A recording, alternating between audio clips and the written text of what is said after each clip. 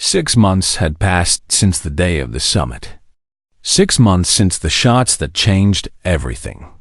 6 months since Taiho had fallen. The universe had transformed.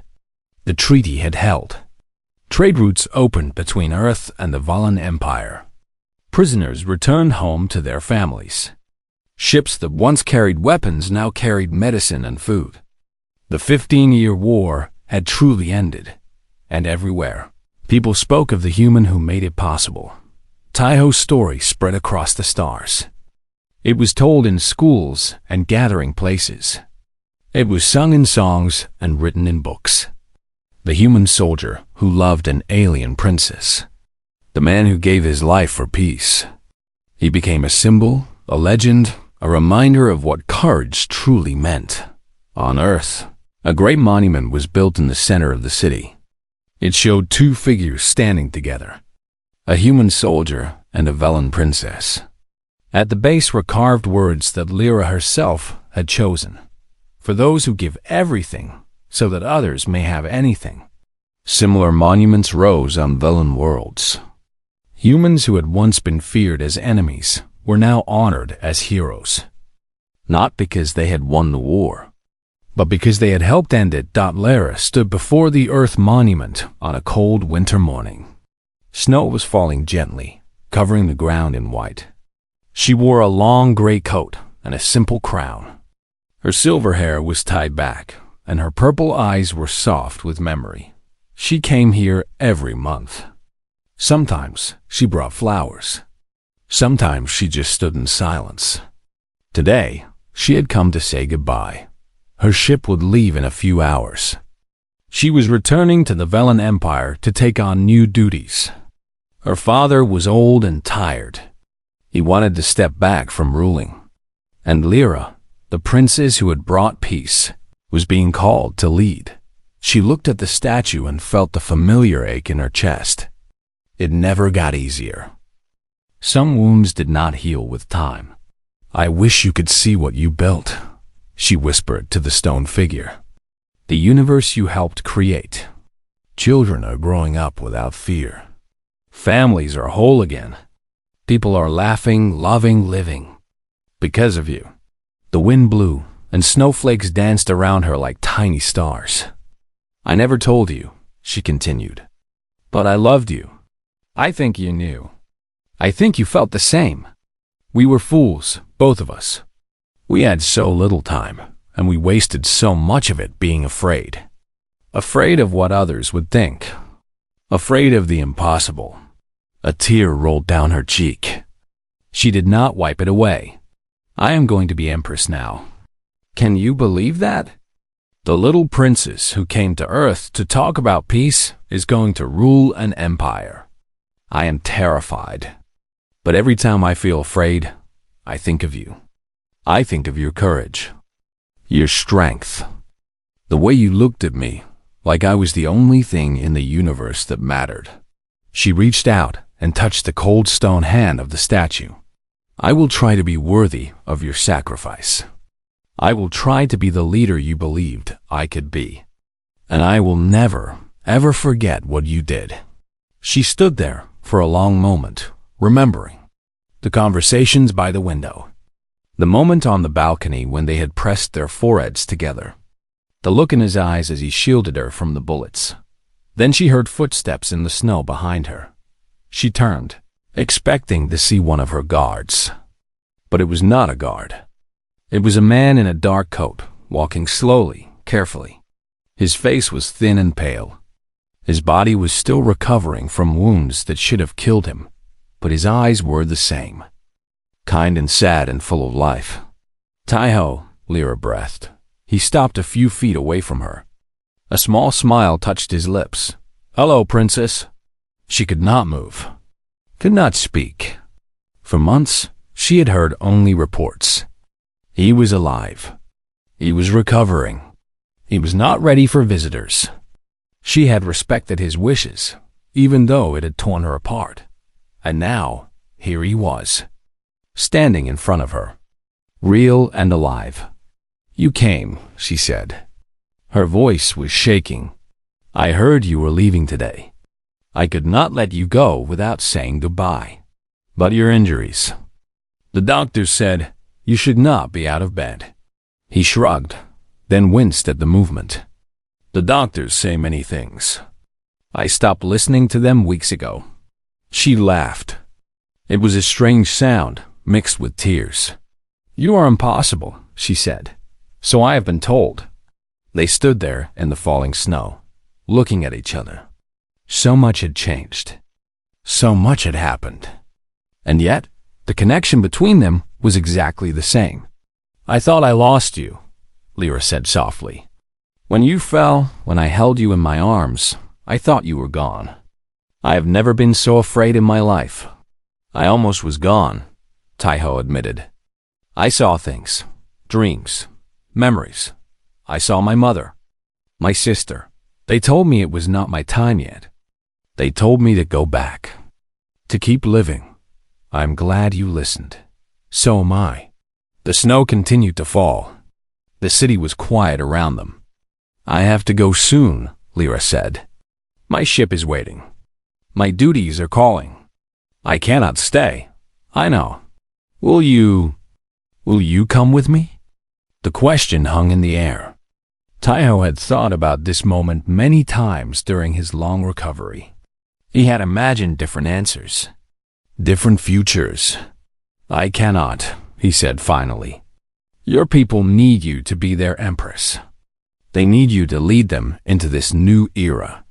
I would only be a distraction, a reminder of the war they want to forget. Lyra's eyes filled with tears, but she nodded. She understood. She hated it, but she understood. Then this is goodbye, she said. Not goodbye, Taiho said. He stepped forward and took her hands in his. Never goodbye. We are connected now, you and I across any distance, through any time. That bond cannot be broken. He lifted one hand and pressed his forehead against hers, the violent gesture of deep affection. She closed her eyes and breathed him in. I love you, she whispered. I will always love you. And I love you, he said. I will spend the rest of my life making sure your sacrifice was worth it, making sure the peace we built together survives. That is my promise to you. They stayed like that for a long moment, two hearts beating as one. Then, slowly they pulled apart. Lyra wiped her eyes and stood tall. She was a princess again, soon to be empress. She had duties to fulfill, a destiny to chase. Goodbye, Taiho. Thank you for everything. Goodbye, Lyra. Rule well. Be strong. And remember, you are never alone. She turned and walked away through the snow. He watched her until she disappeared around a corner. Then he was alone in the quiet plaza, standing before the monument that bore his likeness. He looked up at the statue. It seemed strange to see himself carved in stone. A hero, a legend. That was not how he felt. He felt tired, scarred, ordinary. But then he looked around at the city, at the people walking peacefully through the streets. Humans and villains, side by side. Children laughing. Couples holding hands. A universe at peace. He had helped build this. His sacrifice had meant something. The destiny they had forged together was real. Taiho smiled. He turned and walked away from the monument, back into the city, back into life. He had a promise to keep, a future to build, a peace to protect. The story of the human who gave everything for an alien princess would be told for generations. But for Taiho, the story was not over. It was just beginning, and somewhere among the stars, an empress looked down at a small blue planet and smiled. Their bond was forever. Their legacy was eternal, and the destiny they had forged would light the way for all who came after. The day of the summit arrived. The sky was clear and blue, a perfect day for peace. Leaders from every corner of the galaxy had come to witness the signing of the treaty. Thousands of cameras broadcast the event to billions of viewers across the stars. The Grand Hall was filled with people. Humans in dark suits, Velans in flowing robes, representatives from a dozen other species who had suffered during the Long War. Everyone wanted to see history being made. Taeho stood behind Lyra on the main stage. His eyes moved constantly, scanning every face, every corner, every shadow. They had caught 8 members of the war faction in the past 2 days, but 4 were still missing. And Taeho knew they would not miss this chance. Lyra sat at a long table with General Park and other Earth leaders. Across from them sat Velan officials who had arrived just that morning. The treaty documents lay between them, waiting to be signed. Lyra looked calm. Her silver hair was arranged beautifully, and her white dress shone under the bright lights. But Taeho could see the tension in her shoulders, the fear she hid behind her royal mask. He wished he could touch her hand, tell her it would be okay. But there were too many eyes watching, too many cameras recording. He could only stand there and pray. The ceremony began. Speeches were made. Words of hope and healing filled the air. Old enemies stood together and spoke of a new future. Some people in the crowd were crying. After so many years of death and pain, peace finally seemed possible. Then it was Lyra's turn to speak. She stood up slowly, and the whole hall went silent. Every eye was on her. Every heart was waiting. Today, she began, her voice clear and strong. We take a step that many thought impossible. We end a war that has taken too much from all of us. We choose a different path. Taeho watched her with pride. She was magnificent, a true leader, a symbol of everything good about her people. I have spent these past weeks on Earth, Lyra continued.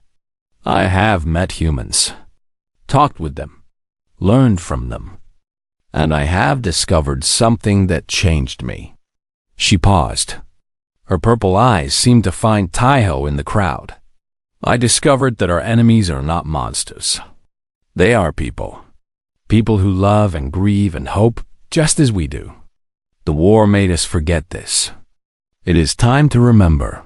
The crowd began to applaud. But Taeho was not listening. His soldier's instincts were screaming at him. Something was wrong. He saw it a moment before it happened. A flash of movement in the upper balcony. A figure raising something long and dark. A weapon. Time slowed down. Taeho did not think.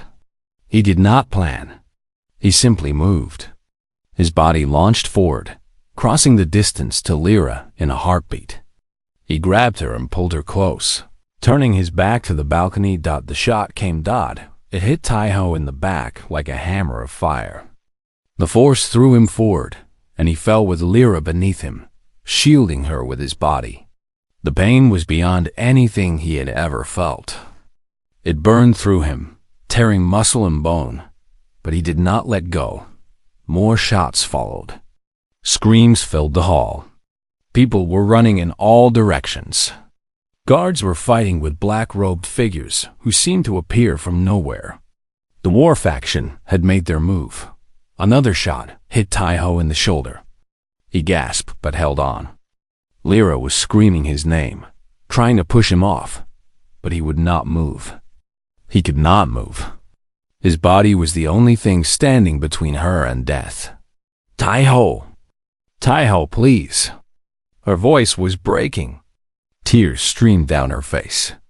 Let me go. You are dying. No, he said. His voice was weak, but his grip was strong. I promised. General Park and his soldiers had reached the balcony. There was fighting, shouting, more shots. And then, suddenly, silence. The attackers had been stopped.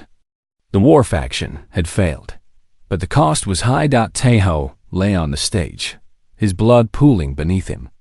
Lyra held his head in her lap, crying openly now. Her beautiful white dress was stained red. Help! She screamed. Someone help him, please. Medical teams rushed forward. They surrounded Taeho, working frantically to stop the bleeding. But they all knew it was bad. The weapon had been designed to kill. It was a miracle he was still alive at all. Ho looked up at Lyra. Her face was blurry. His vision was fading. But he could still see her eyes. Those beautiful purple eyes, now filled with tears and pain. "You are safe," he whispered. "Quiet," she said, her voice shaking. "Save your strength. You are going to be fine. Do you hear me? You are going to be fine." He tried to smile. It hurt, but he did it anyway. "I kept my promise." "No." She shook her head fiercely. "You promised to live. You promised to find happiness. Remember? You cannot break that promise. Not now." He wanted to tell her so many things. That he loved her. That she was the best thing that had happened to him. That these weeks with her had been worth a lifetime of pain. But the words would not come. His strength was gone. "Tell them," he managed. "Tell them humans are worth trusting. Taiho, please. Sign the treaty. Make peace." For me, his eyes began to close. The world was growing dark. He could hear voices, distant and fading. Lyra's crying. The medic shouting. The crowd murmuring in shock, but there was also peace. A strange calm that settled over him. He had done his duty. He had protected the one he loved. Whatever came next, he could face it without regret. The last thing he saw was Lyra's face. The last thing he felt was her hand holding his dot. Then there was only darkness. The medics worked for hours. They used every technique, every technology, every ounce of skill they had. And by some miracle, by some impossible force of will, Taiho's heart kept beating. He did not wake up that day, or the next. He lay in a medical pod, suspended between life and death, while the universe held its breath. But even as he fought for his life, his sacrifice had already changed everything. The attack had been seen by billions. They had watched a human throw himself in front of an alien princess. They had watched him take bullets meant for her. They had watched him choose death so that she could live. And in that moment, something shifted in the hearts of people everywhere. The treaty was signed that same day. The leaders gathered around Taiho's unconscious body and put their names on the documents. Lyra was the last to sign. Her hand trembled, but she did not hesitate. "For him," she whispered as her pen touched the paper. "For everything he gave." Peace had come, not because of politics or power, but because of one man's sacrifice. The war was over, and a new chapter was about to begin. The days passed quickly, each one full of danger and discovery. Taiho worked without rest, following every clue, questioning every suspect. The two Velen males he had captured refused to talk at first, but eventually they broke. They gave names, locations, plans. The conspiracy was bigger than anyone had imagined. 12 members of the war faction had come to Earth, hidden among Lyra's staff and guards. They had been planning this moment for months. The attack on the summit was just the beginning. If they succeeded, more attacks would follow. On Earth, on Velen worlds, everywhere. But finding them all was not easy. They were careful, smart. They knew how to hide in plain sight. And time was running out. Through it all, Taiho stayed close to Lyra. He was her shadow, her shield, her constant companion. They spent hours together, talking about things that had nothing to do with war or politics. She asked him about Earth, about his childhood, about the family he had lost in the early days of the war. He told her things he had never told anyone. About his mother, who had died when a Velen ship bombed his city. About his younger sister, who had been only 10 years old. About the anger that had driven him to join the military and fight. About the emptiness that followed when the anger faded. "You have every reason to hate my people," Lyra said one evening. They sat on the balcony of her room, watching the sun set over the city. The sky was painted in shades of orange and purple. I told you before, Taiho said. I do not hate. Not anymore. Hate is heavy. It weighs you down. I had to let it go, or it would have destroyed me. How? Lyra asked. Her voice was gentle, curious. How did you let it go? Taiho thought for a moment. I met a Vellum prisoner once. During the war. He was injured, dying.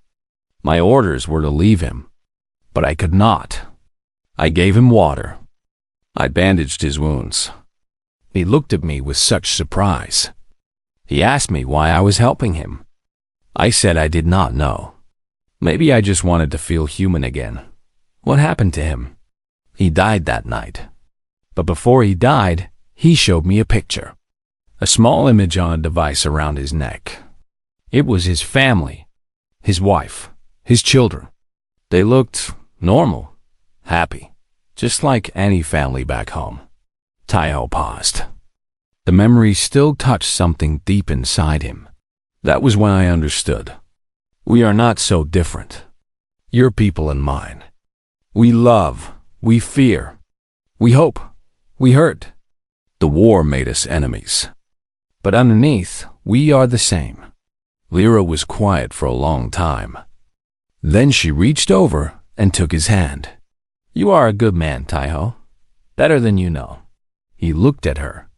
In the fading light, she looked almost human.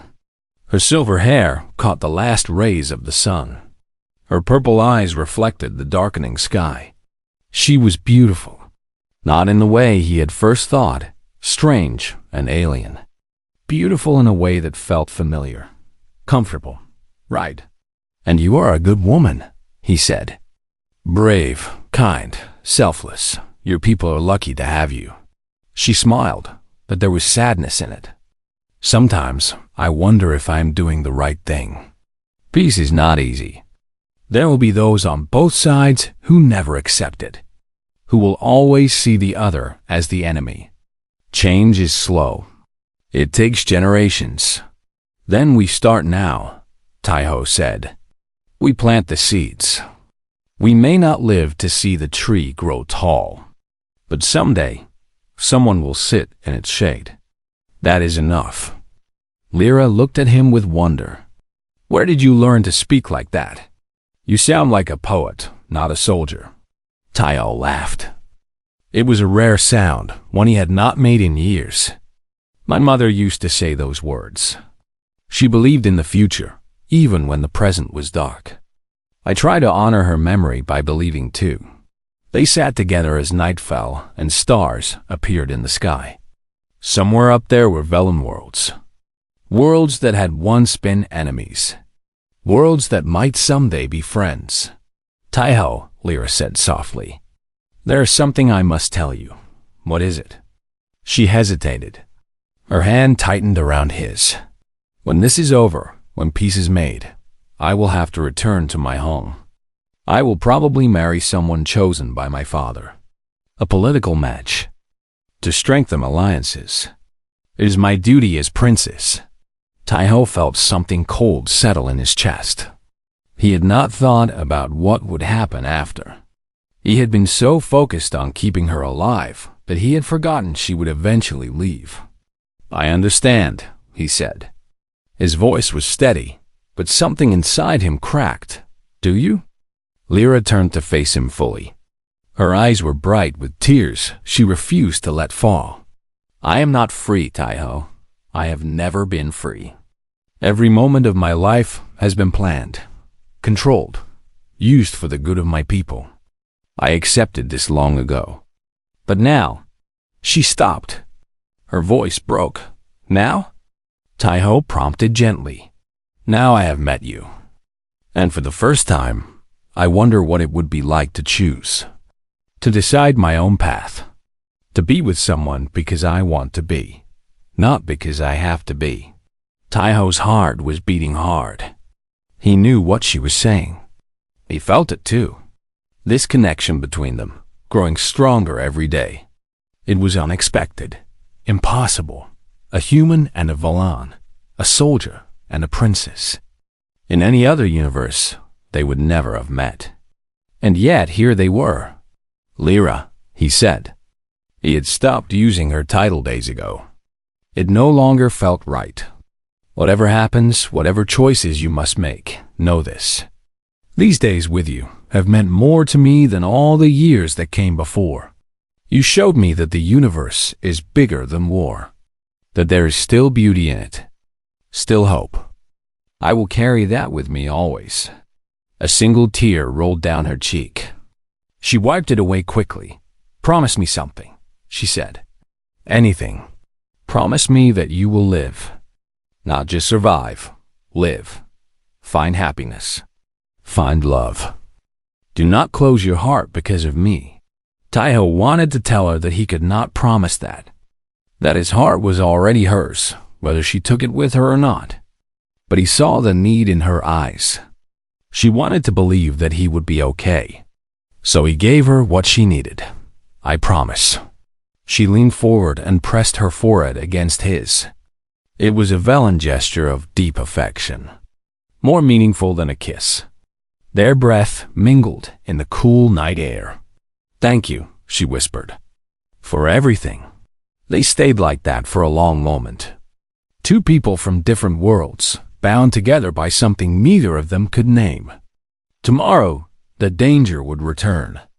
The summit was only 2 days away. Enemies waited in the shadows, ready to strike. But tonight, there was only this connection, this bond, this precious moment of peace in a universe at war. When Taiho finally returned to his room, he stood at his window and looked at the stars. He thought about duty and love, about sacrifice and hope.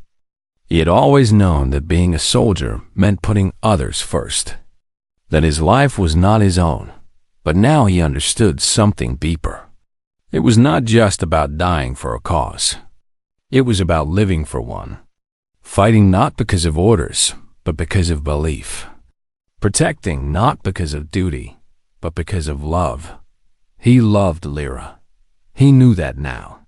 He would never say it out loud.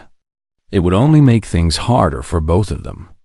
But he felt it in every part of his being, and because he loved her, he would do whatever it took to keep her safe. Even if it meant giving up everything he had. Even if it meant giving up his life. The bond between them had changed everything. And in 2 days, that bond would be tested like never before. Taiho closed his eyes and prepared himself for what was to come.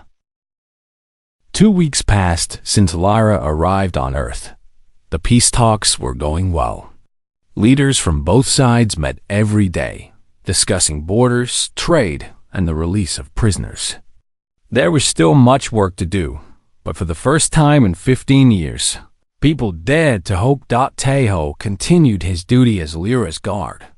He stood outside her doors. He walked behind her through crowded halls. He watched every face, every shadow, every movement. His eyes never rested. His mind never stopped working, but something was wrong. Taiho could feel it in his bones. It started with small things. A guard who looked away too quickly. A servant who dropped a tray of food when Taiho walked by. Whispered conversations that stopped when he came near. These things might mean nothing, or they might mean everything. One night, Taiho was walking through the lower levels of the building. He could not sleep. His mind was too full of questions. The halls were empty and quiet. Most of the staff had gone home. Then he heard voices. They came from a small room at the end of the hall. The door was almost closed, but not completely. A thin line of light escaped through the gap. Taiho moved closer, his footsteps silent on the floor. Must happen during the summit, a voice said. It was low and angry. That is when security will be focused on the main hall. The princes will be exposed. And the human guard? Another voice asked. This one was higher, nervous. He's just one man. He cannot stop what is coming. When the princess dies, war will return. And this time, We will not stop until Earth is ashes. Taiho's blood went cold. He pressed himself against the wall, barely breathing. His hand moved slowly to the weapon at his side. The Emperor will be furious, the nervous voice said. His own daughter. The Emperor is weak, the first voice spat. He wants peace with these animals. He has forgotten what they did to our worlds. How many of our people they killed. Peace will only make us weaker. War is our nature. War is our strength. Taiho had heard enough. He needed to move. To warn someone. To protect the Lyra. He took one step backward. His foot touched something on the floor. A small piece of metal. It made a tiny sound, barely louder than a whisper. But it was enough. The door flew open. Two Velen males stood there, their dark eyes wide with shock. For a moment, no one moved. Then the first one reached for his weapon. Taiho was faster. He moved like lightning, crossing the distance in half a second. His fist connected with the first male's jaw, sending him crashing into the wall. The second one pulled out a knife that glowed with strange energy. He swung it at Taiho's face. Taiho ducked and grabbed the male's arm. He twisted hard. There was a crack, and the knife fell to the floor. The male screamed in pain. Taiho silenced him with a blow to the head. Both enemies lay on the floor, unconscious. Taiho stood over them, breathing hard. His heart was pounding. Not from the fight. From what he had heard, someone wanted to kill Lyra, and it was her own people. He called for security. Within minutes, the room was full of soldiers. The two Velen males were taken away for questioning. General Park arrived, his face pale and worried. "Are you sure about what you heard, Lieutenant?" he asked. "I am sure, General. They spoke of killing the princess during the final summit. They want war to continue." General Park rubbed his face with tired hands. "This is bad. Very bad. If the princess dies on Earth soil, the Velen Empire will blame us. Peace will be impossible. We need to warn the princess," Taiho said. "Agreed. But carefully. We cannot cause panic. And we cannot trust everyone. If there are traitors among the Velen guards, there might be others we do not know about." Taiho nodded. He understood. The enemy could be anywhere. Anyone. He would have to be more careful than ever. He went to Lyra's room. It was late, but she was still awake. She sat by the window, reading something on a small tablet. When Taiho entered, she looked up with surprise. "Lieutenant? What is wrong? Your face is very serious." Taiho closed the door behind him. He checked the room quickly, looking for any listening devices. When he was satisfied they were alone, he spoke. "Princess, there is a plot against your life. Some of your own people want to kill you during the peace summit." Lyra's eyes went wide. But she did not scream or cry. She took a deep breath and set down her tablet. "Tell me everything," she said. Taiho told her what he had heard and what he had done. Lyra listened without interrupting. When he finished, she was quiet for a long moment. "The war faction," she said finally. "That is what they call themselves. They have existed for many years, hiding in the shadows. My father knows about them, but he has never been able to destroy them completely. They believe that peace will make our empire weak. That war is the only way to stay strong. They are willing to kill you to prove their point," Taiho said. "Yes." Lyra's voice was sad but not surprised. "I have always known this was possible. When I agreed to come to Earth, I knew I might not return. But I believed the risk was worth it. Peace is worth dying for." Taiho felt something twist in his chest. She was so young, so brave, and she spoke of death as if it was nothing. "You will not die," he said. His voice was harder than he meant it to be. "I will not allow it." Lyra looked at him with those deep purple eyes. "You cannot promise that, Lieutenant. You are one man. They have many followers. One man is enough, Taiho said. I have been one man against many before. I am still here. And you will be too. Something changed in Lyra's face. The fear faded. What? In its place came something else. Trust, hope, belief. You really mean that? She said softly. I do. She reached out and touched his hand. Her skin was cool against his, smooth as silk. It was the first time she had touched him. The first time any villain had touched him without trying to kill him. Thank you, Taiho, she said. It was the first time she used his name without his rank. Whatever happens, I am glad you are here. Taiho did not pull his hand away. He looked at her and saw not a princess, not an alien, but a person. A person who needed him. A person he would protect with his life. I will find out who is behind this, he said. I will stop them. But you must be careful. Trust no one except me and General Park. Not even your own guards. I understand. The summit is in 5 days.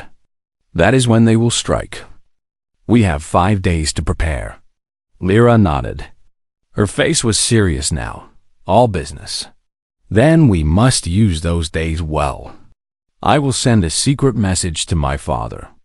He needs to know what is happening. And you must investigate. Find out how deep this conspiracy goes. Taiho agreed. He stood up and moved toward the door. But before he left, he turned back. Princess, Lyra, I want you to know something. Whatever happens in the next 5 days, whatever I have to do, I will not fail you. This, I swear. Lyra smiled. It was a small, sad smile. But there was strength in it, too. I believe you, Taiho. Now go. Find our enemies. And when the time comes, we will face them together. Taiho left her room and walked into the dark hallway. His mind was already working, planning, preparing. The conspiracy was deeper than he had thought. The danger was greater than he had imagined. But he was not afraid. He was a human. And humans did not give up. Not when it mattered. Not when innocent lives hung in the balance. The hunt had begun. The ship came down through the clouds like a silver bird. It was bigger than anything Taiho had ever seen. He stood on the landing platform with 50 other soldiers, all of them waiting in straight lines. The wind was cold, but nobody moved. Taiho was 28 years old. He had fought in 3 wars and carried scars on his body that told stories he never shared. His face was hard, and his eyes were calm. The other soldiers respected him because he never showed fear. But today, even Taiho felt something strange in his chest. Today, he would meet beings from another world. The war between Earth and the Velen Empire had lasted 15 years. Millions had died on both sides. Cities had burned. Families had been torn apart. But now, finally, there was hope. The Velen Emperor had sent his only daughter to Earth to discuss peace. And Taiho had been chosen to protect her. The ship landed without a sound. Steam rose from the ground around it. The doors opened slowly and bright light poured out.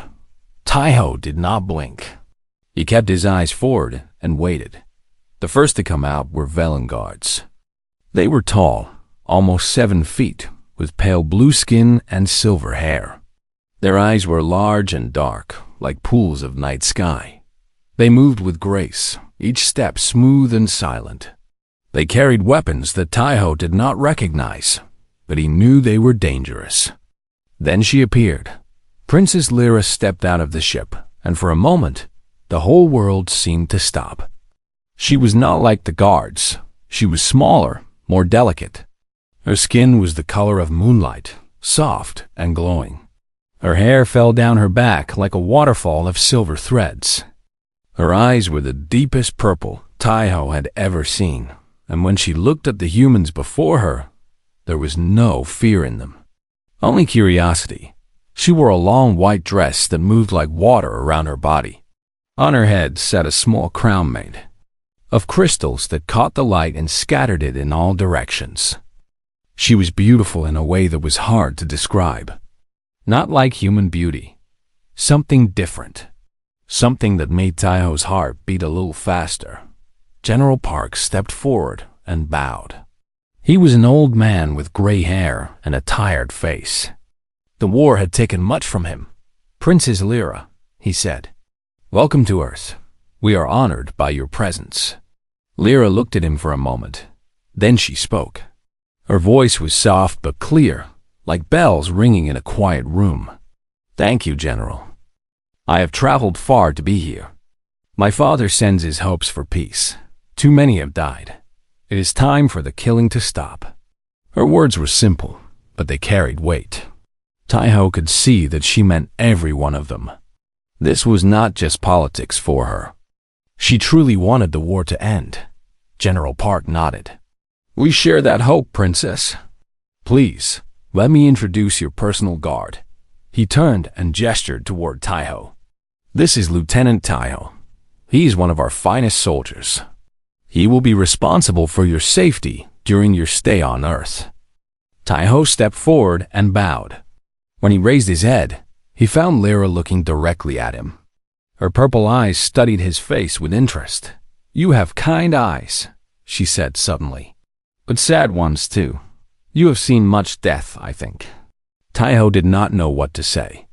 No one had ever spoken to him like that before. He was a soldier. People gave him orders. They did not look into his soul.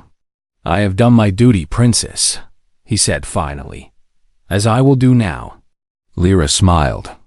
It was a small smile, but it changed her whole face. She looked younger somehow, more alive. "I believe you will, Lieutenant Taiho. I look forward to learning about your people." The next few days were busy. Lyra was taken to a special building in the center of the city. It was tall and made of glass and steel. Her rooms were on the top floor, with windows that showed the whole city. Taiho stayed in a small room next to hers. He slept only a few hours each night, always listening for any sign of danger. During the day, he followed Lyra everywhere. He stood outside meeting rooms while she talked with Earth's leaders. He walked behind her when she visited museums and parks. He watched her eat strange human food and laugh at things she did not understand. Slowly, Taiho began to see who she really was. She was not just a princess. She was a young woman carrying a heavy burden. The piece of two worlds rested on her shoulders. Every word she spoke, every move she made, could change the fate of billions, and yet she never complained. She smiled and worked and tried her best. One evening, Lyra stood by the window in her room, looking at the city lights below. Taiho stood by the door, as always. The room was quiet. "Do you hate my people, Lieutenant?" she asked without turning around. The question surprised him. "I am a soldier, Princess. I do not hate. I follow orders. That is not an answer." Taiho was quiet for a moment. Then he spoke honestly. "I have fought your people. I have killed them, and they have killed my friends. But hate?" He shook his head. "No, I have seen too much to hate. I have learned that everyone fights for something. Your soldiers fought for their families, just as we fought for ours. There is no evil in that, only sadness." Lyra turned to look at him. Her eyes were wet with tears that she did not let fall. "You are different from what I expected," she said. "I was told humans were violent and cruel, beasts who knew only war. But you speak of sadness, of understanding. Perhaps my father was wrong about your kind. Perhaps we were wrong about yours," Taiho replied. They looked at each other for a long moment. Something passed between them. Not love, not yet, but the beginning of something.